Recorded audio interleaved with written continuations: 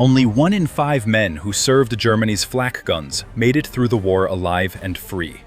The 88 was one of the most powerful weapons of World War II, feared by bombers and tanks alike. But for the men who manned it, the gun was a death sentence. Here's why. Germany wasn't supposed to rearm. The treaties said stop. But in the shadows, factories hammered steel, engineers sketched blueprints, and generals whispered of a new war. Bombers were getting higher, bigger, stronger. Small guns couldn't reach them. Something monstrous had to be built. Something that could tear open the belly of a fortress flying 5 miles above the earth. What rolled out of the workshops was no ordinary cannon. It was the 88mm FLAK.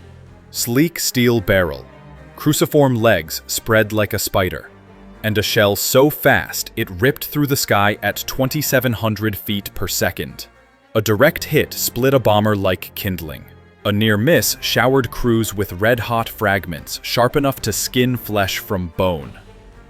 At first, it was only meant to aim at the clouds, but war had other plans. Because when the 88 first tasted combat, it learned to kill far more than planes. Spain, 1930s, a testing ground soaked in civil war. The 88 was sent there under cover, just another gun. But once the crews pulled the trigger, the truth was obvious. It could smash stone bunkers into rubble. It could gut enemy strongpoints with one blast. And when tanks clattered across the battlefield, the 88's shells went straight through them like paper.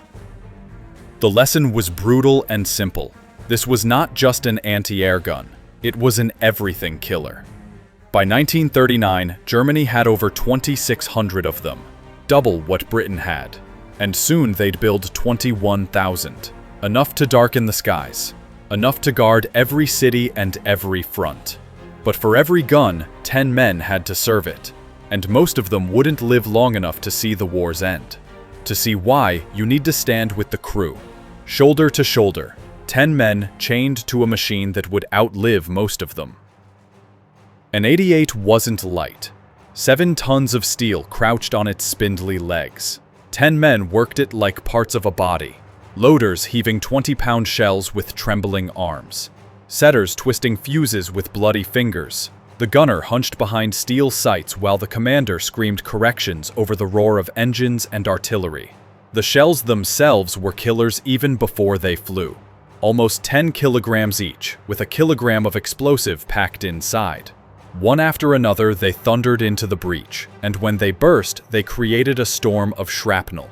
Invisible razors spinning through a 15-meter bubble of death. When the battery fired together, the sky filled with black bursts. From below, it looked like defense. From inside a bomber, it looked like hell clawing its way up. The gun spat casings on its own, ready instantly for the next round. A well-drilled crew could pump out 20 shots a minute, hands blistering, ears bleeding, lungs choking on cordite and dust. But every time the 88 roared, it painted a target on its own crew. Smoke, fire, sound, all of it screamed to the enemy. We're here. Kill us first. The 88 didn't fight alone. It was part of a system. Spotters tracked the bombers through rangefinders. Others listened through acoustic devices. Later, radar hummed in the background, whispering where the enemy would be. All of that data fed into a mechanical brain, an analog computer of gears and wheels. It spat out angles, numbers, and timings. Wires carried the commands to every gun in the battery. Then came the cruelest part. The fuse had to be set perfectly. Too soon, and the shell burst harmlessly below. Too late, and it screamed past the target before erupting in empty air. Even with perfect math, chance ruled the skies. 4,000 shells for one bomber, then 16,000 as Allied tricks and jammers grew better. Black smoke marked the air. But each cloud of shrapnel came at a cost. More gun crews spotted, more counterattacks, more graves. And that's when the 88 revealed its darkest secret. It was never just an anti-air weapon. It was a tank killer, too. At first, the 88 only looked up. Its job was the skies. But war doesn't wait for categories. German anti-tank guns struggled against new Allied armor. So the order came down. Lower the barrels. Point them at the horizon. In North Africa, the desert heat shimmered as British tanks charged. The 88s dropped flat, their barrels stretching like spears across the sand. The first volley hit. Steel split. Crews roasted alive in seconds. The desert turned into a shooting gallery. On the Eastern Front, Soviet monsters rolled forward. Thick armor, roaring engines. Infantry guns couldn't touch them, but the 88s could. Armor-piercing rounds slammed through 100 millimeters of steel at 2 kilometers. Tanks stopped dead, their crews clawing at hatches as flames swallowed them. The lesson spread like wildfire.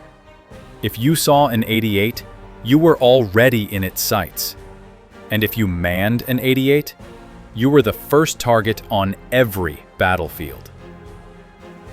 Because being feared doesn't make you safe. It makes you hunted. Flak guns guarded the factories, rail yards, and cities Germany couldn't afford to lose. That also made them the first place bombers struck.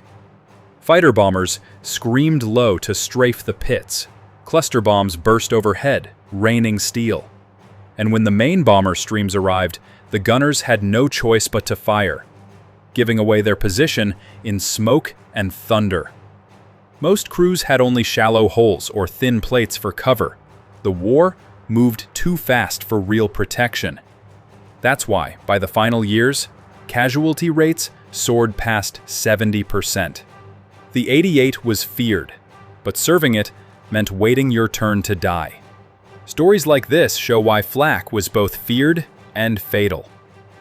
If you want more dark truths of war weapons, hit subscribe, because this is only one piece of the story. A FLAK crew was supposed to be 10 trained men. By 1944, it was 10 anyones. Wounded veterans dragged themselves back to the lines. Old men who should have been in their homes were instead bending their spines under shell crates. Teenage boys from the Hitler Youth squinted through rangefinders with trembling hands.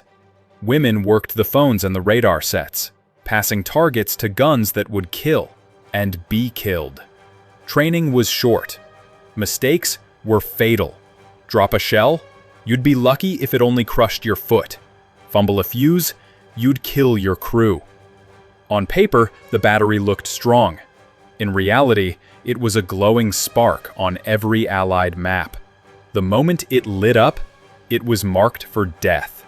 And even when the skies were empty, the 80's other job made sure death was never far.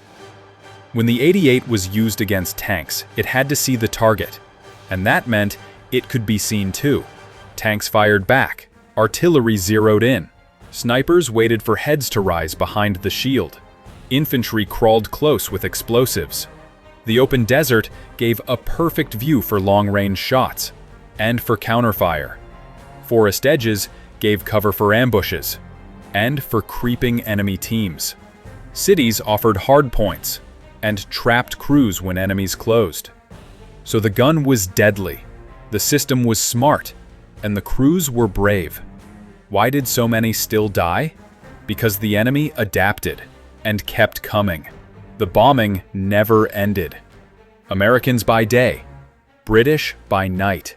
Crews slept in shifts, eyes red, bodies broken, hands blistered raw. Every sunrise meant another attack. Every sunset promised more. The math turned insane. Thousands of shells for one bomber. 4,000 at first, 16,000 by the end. Each shot meant another heaved shell, another twisted fuse, another second spent under fire. The Allies adapted. Radar jammers blinded the computers. Chaff rained down like silver snow, cutting targets into ghosts. Formations shifted heights, changed routes. Fighter bombers prowled overhead, waiting to pounce the instant a battery opened fire. To keep up, Germany threw 1 million people into the air defense net, nearly half the Luftwaffe. Men, boys, women. And still, the price didn't change. 80% gone. So Germany tried to build fortresses to protect the guns. Concrete mountains that clawed into the sky. Berlin, Hamburg, Vienna. Out of the rubble rose monsters of concrete. FLAK towers. 3-meter-thick walls. Hospitals inside, ammunition rooms stacked high. Civilians huddled in the dark beneath, listening to the thunder above. On top, batteries of 88-second and even larger 12.8-centimeter cannons hurled fire into the heavens. Whole bomber groups were forced to swerve, to detour, to bleed fuel just to avoid them. They were fortresses in the sky, the last word in air defense. But they were rare. Only 8 complexes ever stood. The towers saved a few. The rest fought and died in the open, their guns blazing, their shells spent, their bodies left among the smoking wreckage. Because in the end, survival came down to numbers. And the numbers were merciless. By late 1944, the skies over Germany were never empty. Streams of bombers darkened the horizon. Crews looked up and saw not clouds, but executioners. To down one bomber, 16,000 rounds. 16,000 times a shell was hauled, loaded, and fired. 16,000 flashes marked the crew for death. Every black puff in the air was a shard storm waiting to rip open aluminum skin and human flesh. But every puff also screamed to Allied pilots. There they are. Kill them. By war's end, the final count was carved in blood. Out of every 5 men who served the FLAK guns, 4 were gone. Boys, old men, wounded soldiers, swallowed whole by fire and steel. The 88 was a weapon of legend, but for those chained to it, it was a tomb.